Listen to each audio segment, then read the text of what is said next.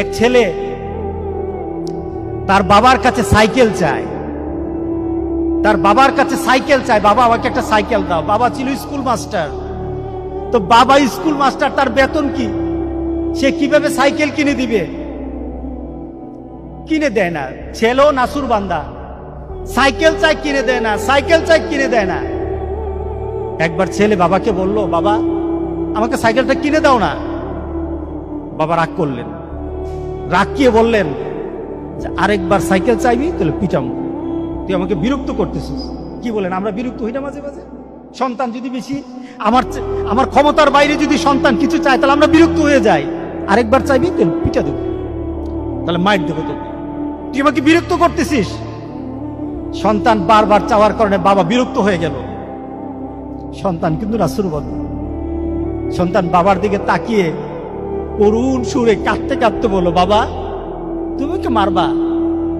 তুমি ছাড়া আমি কার কাছে চাইবো বলো? তুমি ছাড়া তো আমার আর চাওয়ার জায়গা নাই।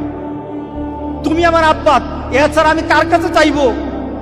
যাওয়ার ক্ষমতাও যদি তোমার থাকে তোমার কাছে চাইবো, না চাইলে সেটাও তোমার কাছে চাইবো। আমি কার কাছে চাইবো বলো? তুমি আমাকে ফিরিয়ে দিবা, কিন্তু আমি ফিরিয়ে দিলে দিতে পারো, কিন্তু আমি কার কাছে চাইবো? আমার তো তুমি ছাড়া কেউই নাই। বাবার সাথে সাথে ছেলেটাকে বুকের মধ্যে আঁকড়িয়ে ধরলেন। বাবা তুই আমাকে এমন একটা কথা শোনালি, যা তোকে আগামীকাল সাইকেল কিনে দেবো।